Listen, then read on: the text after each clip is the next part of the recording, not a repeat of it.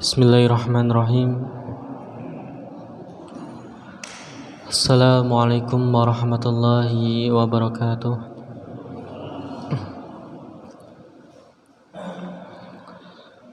Innal hamdalillah nahmaduhu wa nasta'inuhu wa nastaghfiruh wa na'udzu billahi min syururi anfusina wa min sayyiati a'malina. May yahdihillahu fala mudilla lahu wa may yudlil fala hadiya lahu.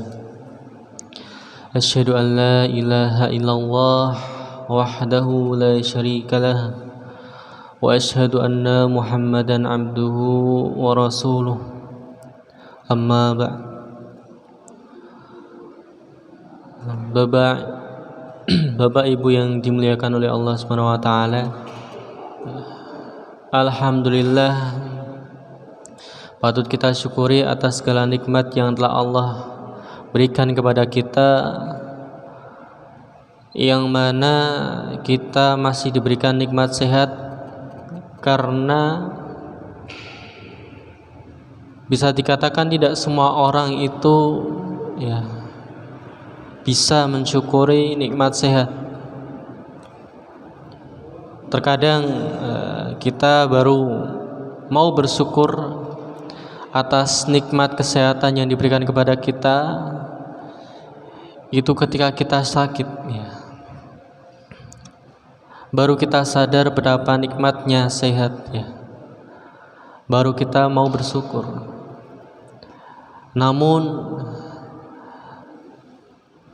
hal tersebut janganlah tertanam pada diri kita, karena syukur itu tidak memandang tempat dan waktu ataupun kondisi. Maka sepatutnya kita harus mensyukuri atas segala nikmat dimanapun, kapanpun, dalam keadaan apapun, Dan tidak hanya kita melafalkan kalimat hamdalah saja untuk sebagai formalitas kita mensyukuri atas nikmat Allah, namun kita juga perlu mensyukuri atas nikmat Allah dengan perilaku, tindakan, amalan kepada Allah Subhanahu wa taala, karena Allah sudah memberikan amanah, kepercayaan, sebuah keistimewaan kepada kita dengan tubuh kita yang sehat, yang lengkap, kita bisa menghambakan diri kepada Allah Subhanahu wa taala. Maka sepatutnya untuk kita bersyukur kepada Allah Subhanahu wa taala. Kemudian salawat serta salam tetap tercurahkan kepada Nabi Muhammad sallallahu alaihi wasallam, yang mana beliau dan juga para sahabat serta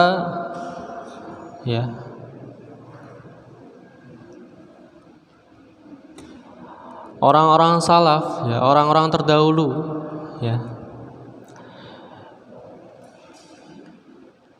sudah berjuang perjuangkan dinul Islam, agama Islam sampai saat ini.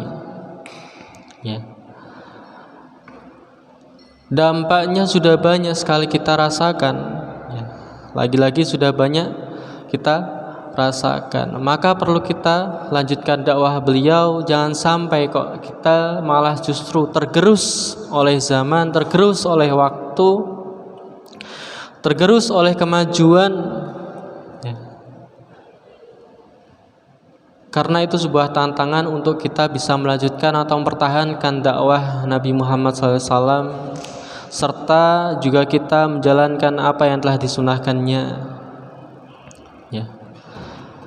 dengan harapan kita bisa di yaumil kiamah nanti, di yaumil akhir nanti, bisa mendapatkan syafaatnya. Amin ya rabbal alamin.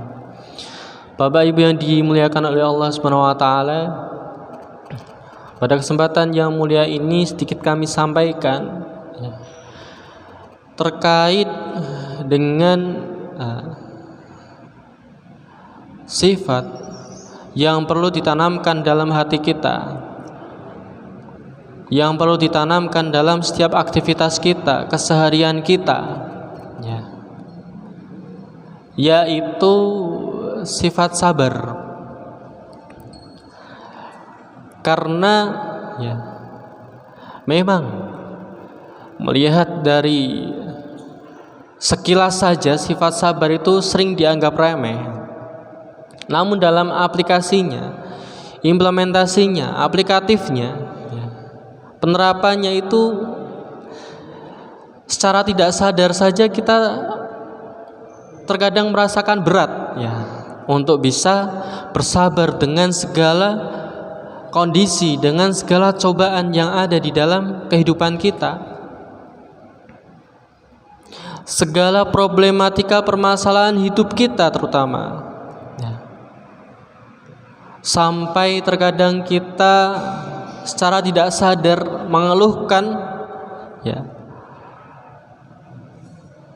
Ketika kita diberikan cobaan, kita mengeluh dan berprasangka buruk kepada Allah Subhanahu wa taala. Itu sudah menjadi hal yang buruk. Maka perlu kita tanamkan ya sifat sabar. Karena apa? Allah sudah menjamin dalam Quran surah Al-Baqarah, innallaha ma'as sabirin, dalam Quran surah Al-Baqarah ayat 153. Sesungguhnya Allah itu bersama dengan orang-orang yang sabar.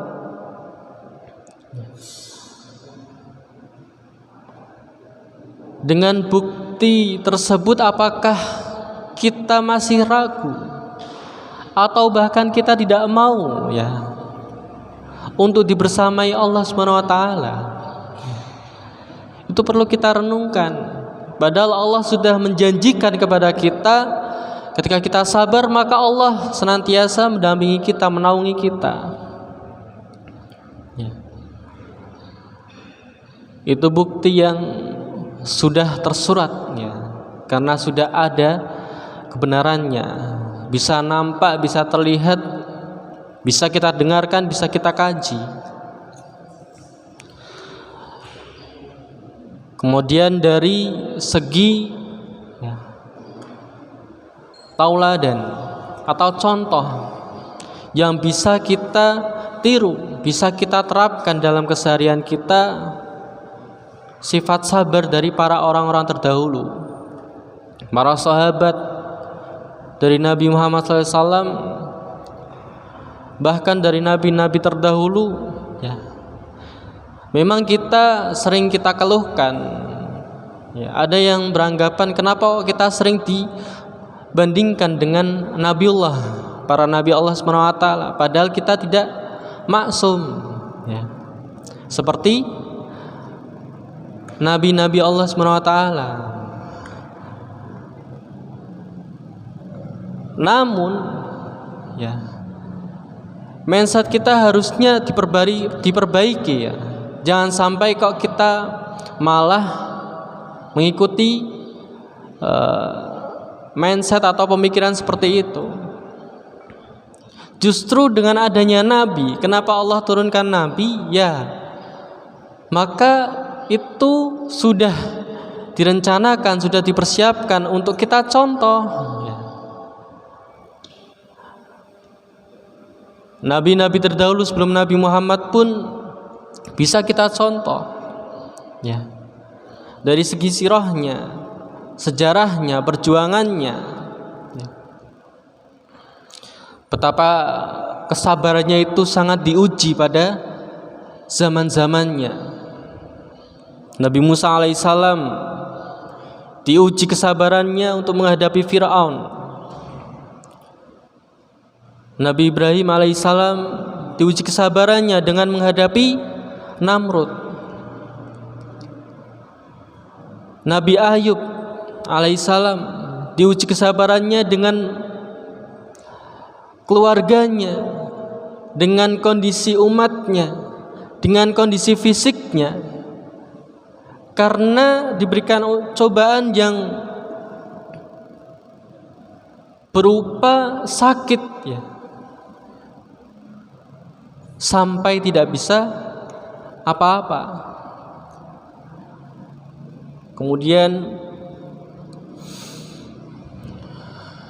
dari Nabi Muhammad SAW, ya, dari Nabi Isa alaihissalam ketika tumbuh remaja dewasa, yang mana notabene sudah kita ketahui bahwasanya Nabi Isa alaihissalam itu terlahir dari seorang ibu dan tanpa ayah.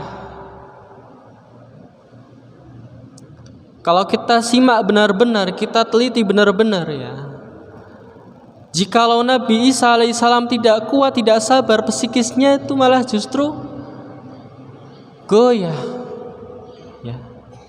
Jikalau beliau tidak sabar, sampai difitnah bahwasanya dia terlahir dari hal yang tidak baik, ya, karena terlahir tidak adanya bapak, ya. Itu Nabi Isa alaihissalam. Kemudian dari Nabi Lut alaihissalam, ya, diuji dengan kondisi umatnya, yang mana justru Nabi Lut alaihissalam itu diuji, diberikan cobaan dengan kondisi umatnya yang suka dengan sesama jenis, ya. Sabarannya diuji dari umatnya. Kemudian Nabi Muhammad SAW, ya, sampai ke Nabi Muhammad SAW, yang mana kita bisa tauladani contoh dari sikap kesabaran yang banyak sekali Nabi Muhammad SAW itu terapkan dalam kesehariannya. Yang mana suatu ketika, ya,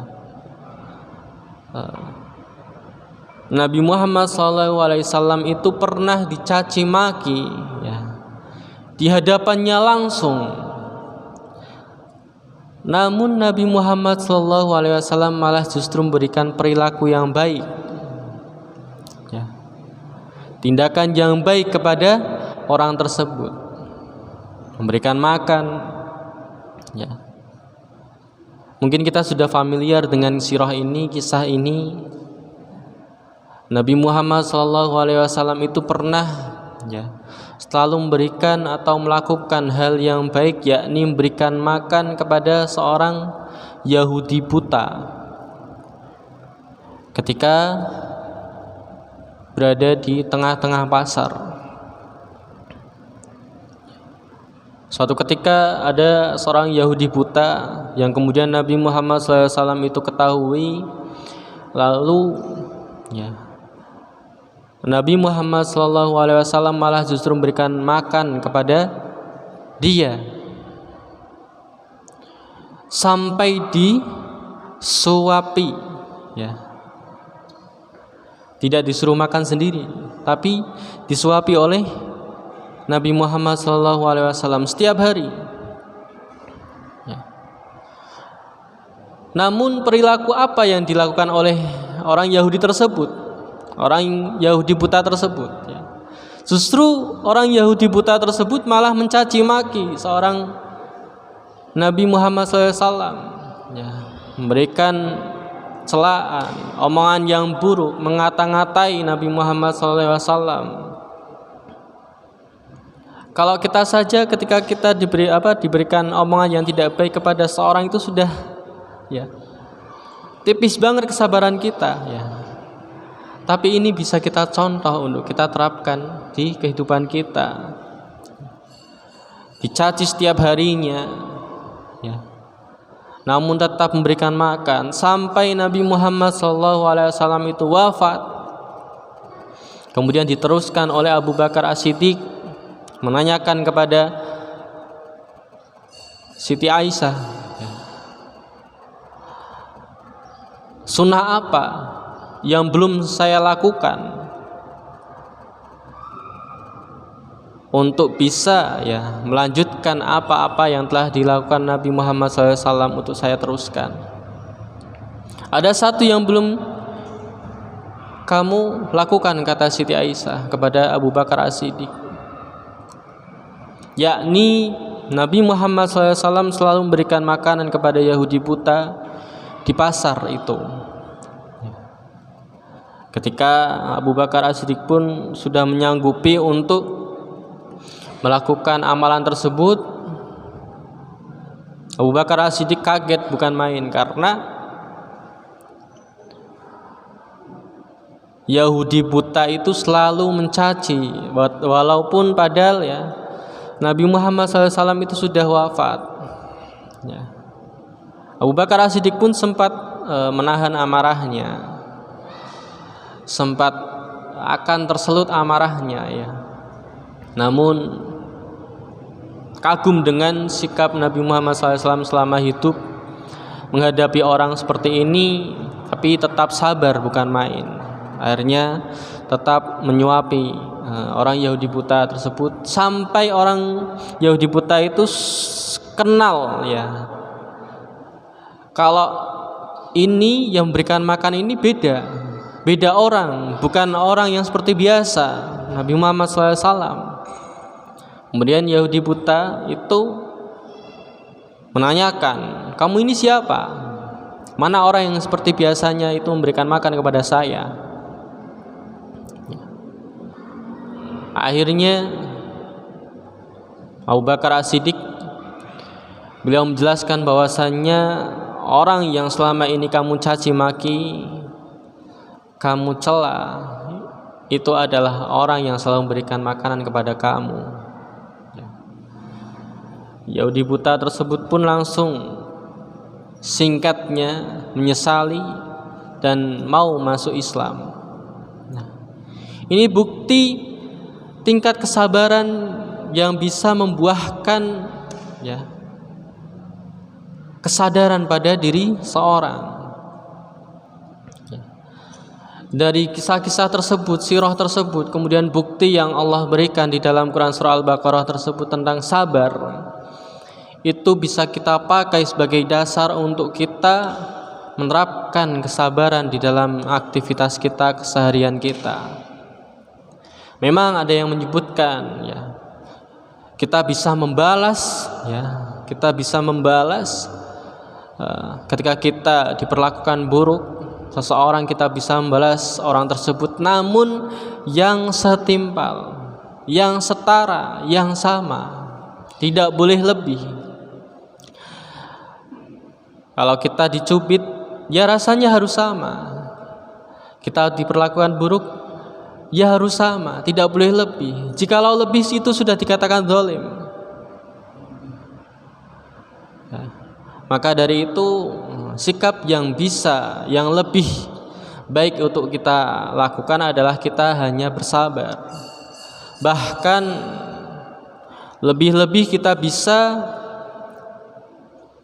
memberikan hal baik walaupun kita sudah diperlakukan buruk kepada orang lain. Maka ini perlu kita terapkan di dalam keseharian kita. Caranya dengan apa? Selalu kita untuk berpositif thinking, atau selalu berpikiran positif kepada segala hal. Kemudian yang kedua, setelah kita bisa men-setting atau mengolah pikiran kita untuk kita bisa berpikir positif dengan segala hal,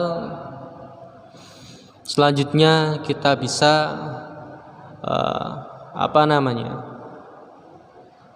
bisa memberikan maaf untuk lapang dada kepada orang lain ya. Ini perlu ya. Jangan untuk memberi maaf itu terkadang juga kita sulit ya. Mulut kita sudah membicarakan atau ngomong ya. Kalau kita sudah memaafkan orang tersebut, namun terkadang hati kita masih mengganjal, maka